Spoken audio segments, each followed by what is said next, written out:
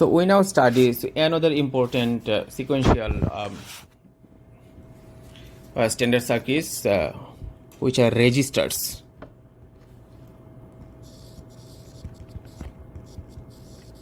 Registers are set of flip-flops. So if in a registers there are n flip-flops, then we call it a n-bit register. And an n-bit register can store n bits. So register is actually a storage device. And the four particular registers we will study. The first one is 4-bit register, a simple 4-bit register. Then a 4-bit register with parallel load. This parallel load, or we also call it enable sometimes. And then a 4-bit shift register. Then the very last one is 4-bit shift register with parallel load. Okay, so this four type of registers we'll study. A simple 4-bit register, then a 4-bit register with parallel load, then 4-bit shift register, then finally a 4-bit shift register with parallel load. Let's start with the 4-bit register.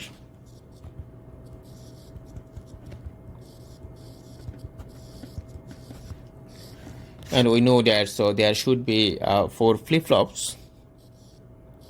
1, 2, 3, 4.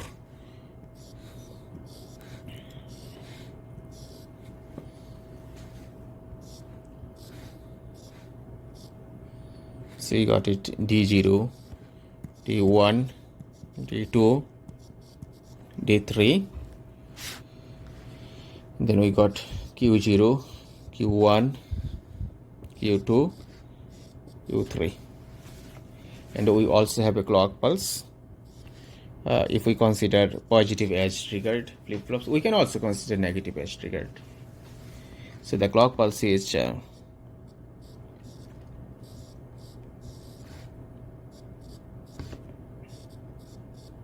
clock pulse, clock pulse, clock pulse, clock pulse. Okay, so this is a 4-bit register, and this register or this device has the capacity of storing 4 bits. And sometimes it also comes with some additional features, like it also has a clear flag. Let's consider the clear flag.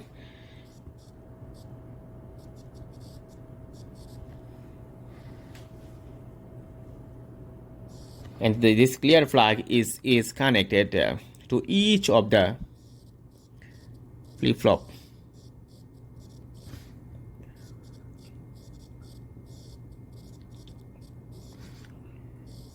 Small purple.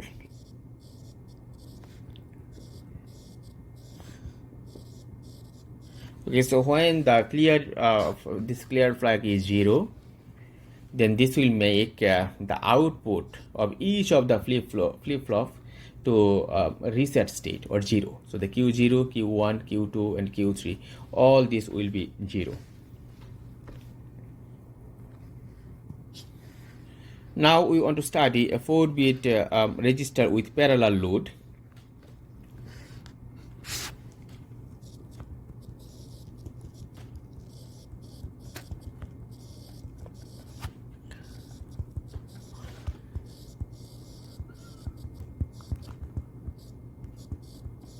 This parallel load, sometimes we also call is enable, or simply EN. So now what we want to do, so enable is a flag. So when enable is 0, then there should be no change, and when enable is 1, then it should be a regular register, just a regular 4-bit register. And why do we need it? So for a digital system like a computer, there is a clock pulse, and that clock pulse is used to control the entire device, and there are billions of gates. So but sometimes if we need to control some local area of the entire circuit, then we can do this by using the enable flag instead of doing the clock pulse, because the clock pulse is for the entire circuit. So what do we want in this case? So if enable is 0, if we put enable is 0, then nothing will change in a flip-flop. If the clock pulse are changing, there are clock pulse, always the clock pulse, but the device, this local part of the circuit is never changing. That's the functionality of the enable. And how do we do that?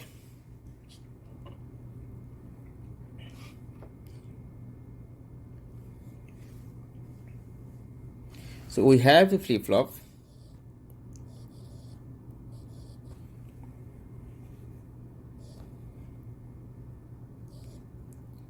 and also the clock pulse. We have D, we have Q, we have Q prime, the clock pulse.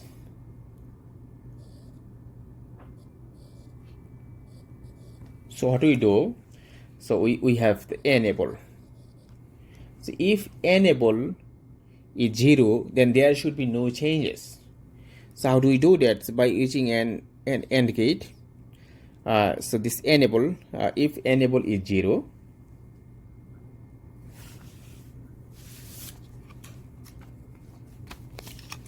so if enable is 0, then if we pass this enable through an inverter, then this inverter will be 1, and the output of this AND gate will be, so whatever we have already, there should be no change.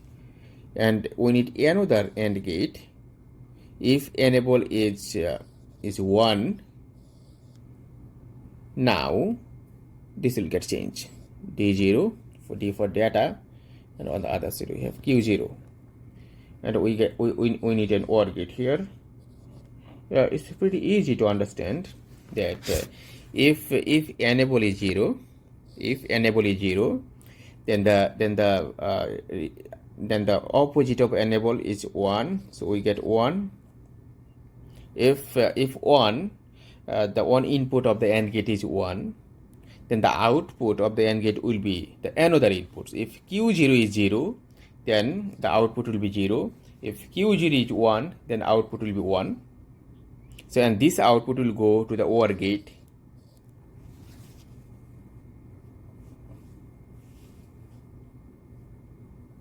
Okay, and the output of the second AND gate is always 0, because enable is 0.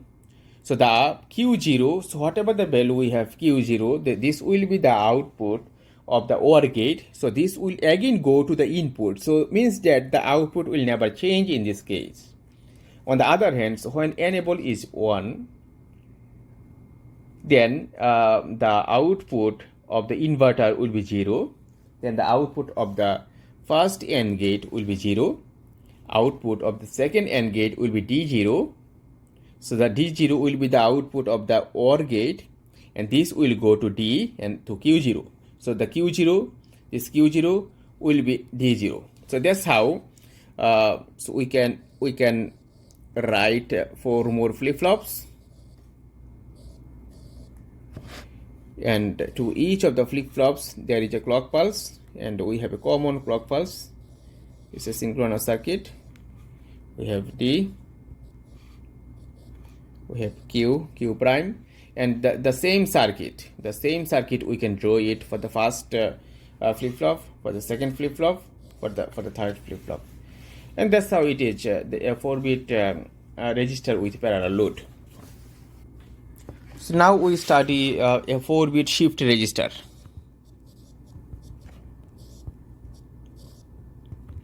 The shift registers have the capability of shifting.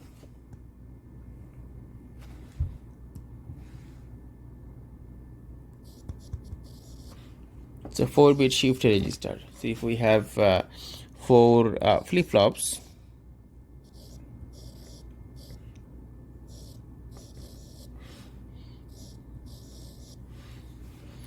and so all of these are D flip-flop, and the clock pulse,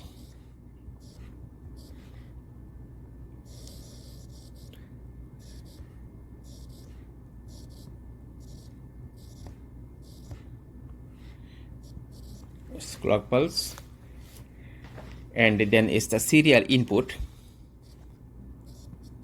and that will be the serial output. And the output of the first flip-flop will go to the input of the second, then the output of the second flip-flop will go to the input of the third flip-flop. The output of the third flip-flop will go to the input.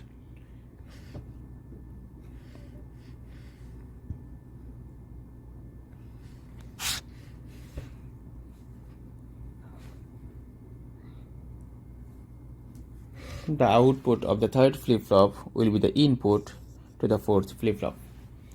And if we have a sequence of bits like 10,000 bits or 1 million bits, so then every time the bits are passing, then we can always collect the bits from the output of the flip-flops, block of 4 bits. So we can always do it 4 bits. Okay, so then let's consider this in our Q0, Q1, Q2, Q3. So there are 2 types of communication in the digital systems: the serial communication and the parallel communication. So for parallel communications there are many wires, but for serial communication there is a single wire. Sometimes it's needed to convert the serial communication to parallel or parallel to serial. So in such cases the application of the shift registers are important. The symbol for this shift register would be, so we have serial input, so we have serial output, and we have the clock.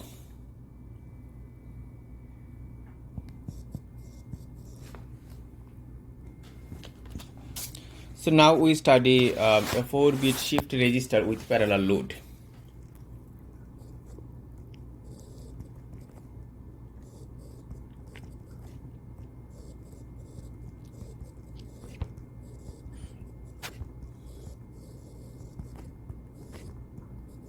So this is going to be a relatively larger circuit, and this will probably the largest of this class.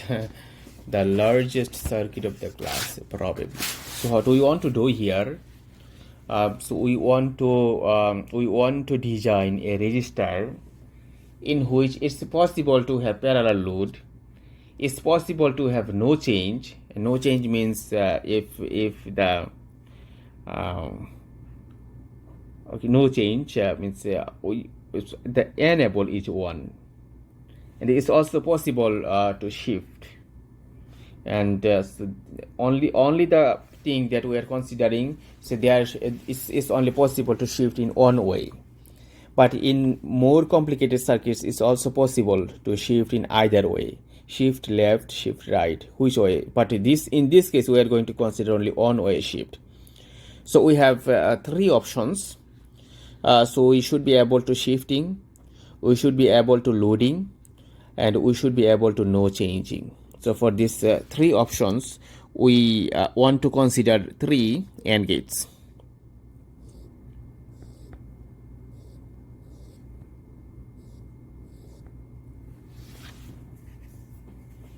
So the first AND gate is for shifting.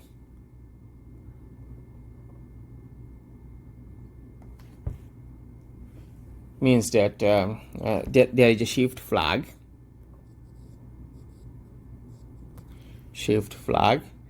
and this shift go to all the flip-flops. So let's consider we are considering only one flip-flop for now.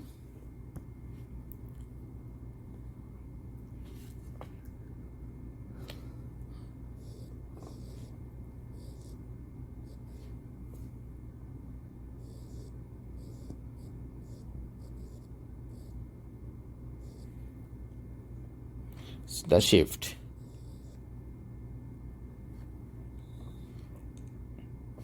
And also for the second flip-flops, we'll also have 3 more AND gates. The shift to the first AND gate. The first AND gate is reserved for shifting. The second AND gate is reserved for enabling. So the second AND gate will be effective. So when shifting is 0,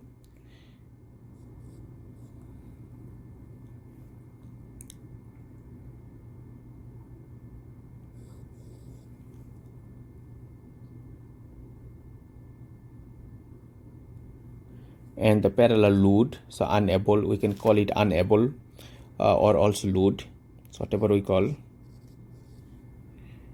So the load is 1, then there should be load. This is D0. And the third one is for no change. So if it's no change, so it means that if shift is 0, then load is also 0.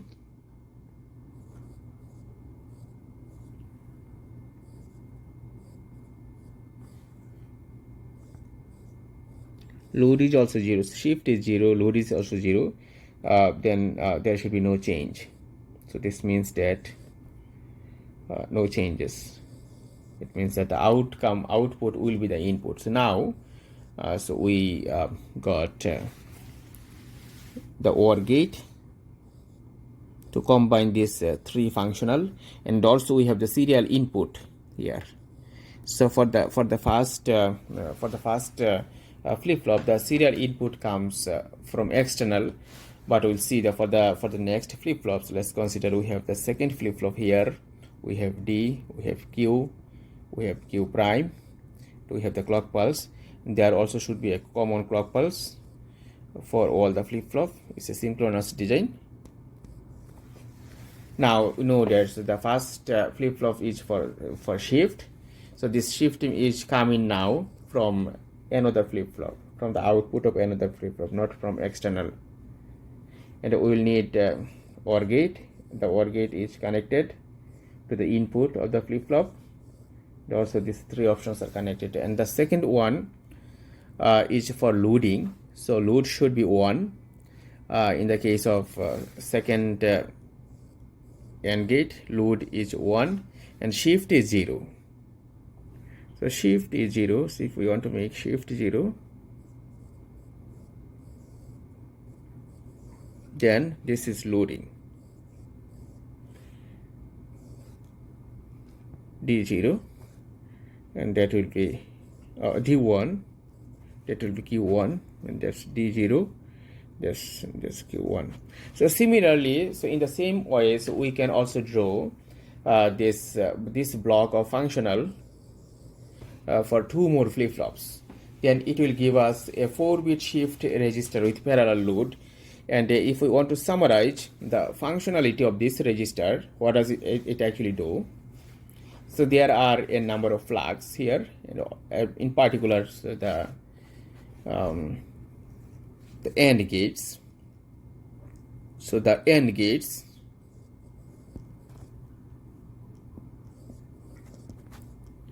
the first AND gate, the second AND gate, and 3 AND gate. For each of the flip-flop, the first AND gate we used for the purpose of shifting. The second AND gate we used for the purpose of loading. The third AND gate we use for the purpose of no change.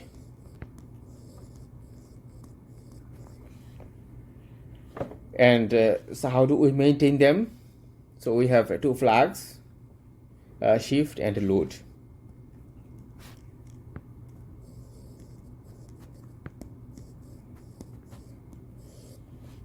So what happens? If shift is 0, then load is 0. This means that no shifting, no loading. So this is no change. If shifting is 0, loading is 1, so then load, parallel loading.